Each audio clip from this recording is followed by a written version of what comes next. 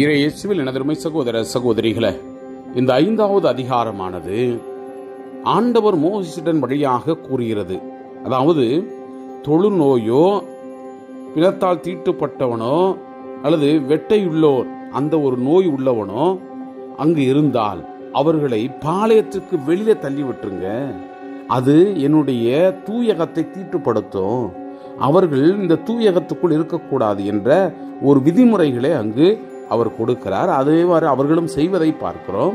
அதை அடுத்து ஒரு பெண் தன் கணவனுக்கு எதிராக பழி, அதாவது பாவம் செய்யும் பொழுது அல்லது மற்றொரு ஆணோடு அவர் பாவத்துக்கு ஈடுபட்டு இருக்கும் பொழுது இந்த பெண்ணுக்கு கூடிய அந்த தண்டனையை, அதாவது இந்த அவர்கள் செய்யக்கூடிய இந்த பொருத்தனைகளை எல்லாம் இந்த அதிகாரமானது எடுத்து வைக்கிறது. அந்த பொருத்தனையின்படி அந்த பெண்ணானவள் தூயவளாக இருந்தால் அவளுக்கு எந்த ஒரு தீங்கும் நேரிடாது.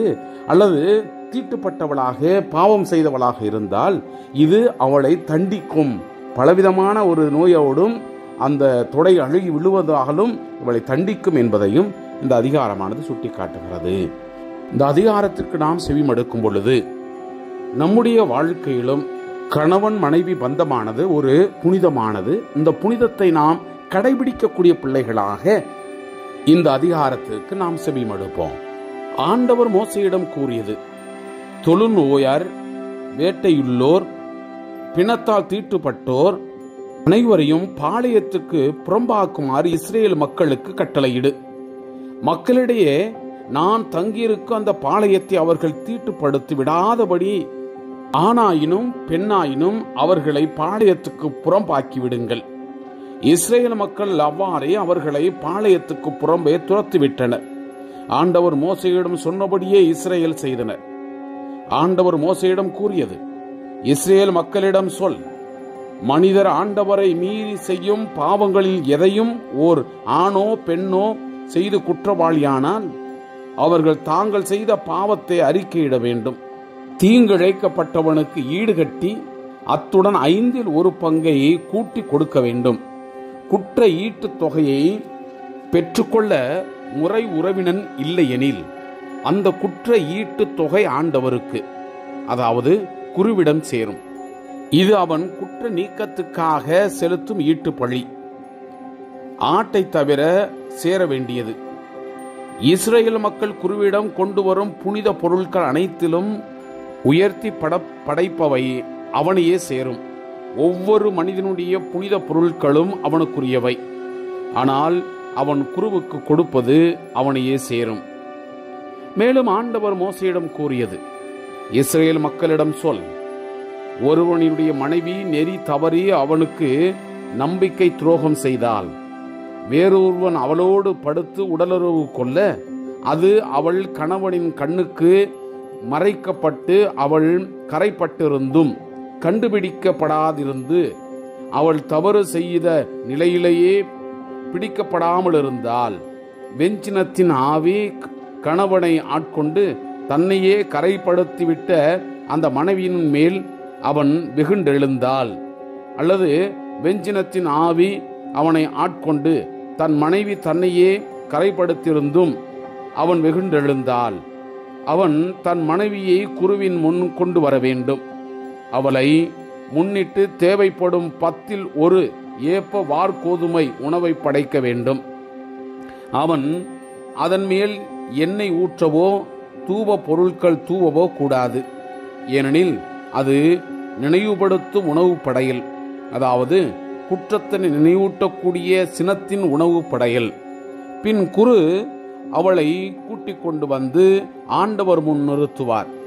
குரு ஒரு மண் பாத்திரத்தில் புனித நீர் எடுத்து திருக்கூடாரத்தின் தரையிலிருந்து கொஞ்சம் துகள் எடுத்து நீரில் போடுவார்.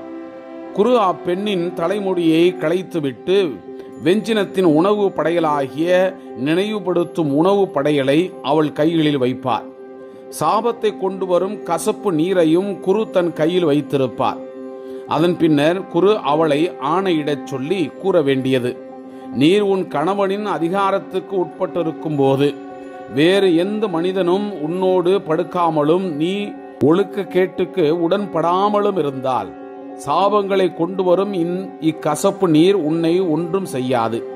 ஆனால் நீ உன் கணவனின் அதிகாரத்துக்கு உட்பட்டிருந்தும் நெறி தவறி உன்னையே கரைப்படுத்தி உன் கணவன் தவிர வேறு ஒருவன் உன்னோடு படுத்திருக்க உடன்பட்டால் குரு அப்பெண்ணை சாப ஆணை இடச் சொல்லி அவளிடம், ஆண்டவர் உன் தொடைகள் அழுகி விழவும் உன் வயிறு வீங்கவும் செய்து உன் மக்களிடையே உன்னை ஒரு சாபமாகவும் ஆணை கூற்றாகவும் ஆக்குவார். சாபத்தை கொண்டு வரும் இந்த நீர் உன் குடல்களில் இறங்கி உன் வயிற்றை வீங்கச் செய்து உன் தொடைகளை அழுகி விழச் செய்யட்டும் என்பார். அதற்கு அப்பெண் ஆமேன் ஆமேன் என்பாள். பின்னர் குரு இச்சாபங்களை ஓர் ஏட்டில் எழுதி கசப்பு நீரால் அவற்றை அழித்து விடுவார். சாபத்தை கொண்டு வரும் அக்கசப்பு நீரை அப்பெண் குடிக்க செய்வார்.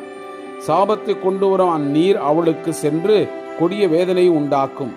குரு வெஞ்சினத்தின் உணவு படையலை பெண்ணின் கையிலிருந்து வாங்கி அதை ஆண்டவர் முன்னிலையில் ஆரத்தி காட்டி பலிபீடத்துக்கு கொண்டு வருவார். குரு அந்த உணவு படையிலிருந்து அதன் நினைவு பகுதியாக ஒரு கைப்பிடி எடுத்து அதனை பீடத்தின் மேல் எரித்து விடுவார். இறுதியாக அப்பெண் நீரை குடிக்க செய்வாள். அவளை நீர் குடிக்க செய்யும் போது அவள் உண்மையிலேயே தன்னை கரைப்படுத்தி தன் கணவனுக்கு நம்பிக்கை துரோகம் செய்திருந்தால் சாபத்தை கொண்டு வரும் நீர் அவளுக்கு போய் கொடிய வேதனையை உண்டாக்கும். அவள் வயிறு வீங்கி தொடைகள் அழுகி விழும். அவள் தன் மக்களிடையே ஒரு சாபமாக இருப்பாள். ஆனால் அப்பெண் கரைபடாத தூயவளாயிருந்தால் அவளுக்கு ஒரு கேடும் வராது. அவள் குழந்தையை கருத்தரிப்பாள். வெஞ்சினத்தின் வேளையில் இதுவே சட்டம். அதாவது ஒரு மனைவி தன் கணவனின் அதிகாரத்திற்கு உட்பட்டிருந்தும் நெறி தவறி தன்னையே கரைப்படுத்திருந்தால் அல்லது வெஞ்சினத்தினுடைய ஆவி ஒரு மனிதன் மேல் வந்து அவன் தன் மனைவி மேல் வெகுண்டெழுந்தால் அவளை ஆண்டவர் திருமுன் நிறுத்துவான். குரு இச்சட்டத்தை எல்லாம் அவளிடம் செயல்படுத்துவார். ஆடவன் தன் குற்றப்பழி அற்றவனாவான். பெண்ணோ தன் குற்றப்பழியை சுமப்பாள். Praise the Lord. இயேசுவுக்கே புகழ். மரியே வாழ்க.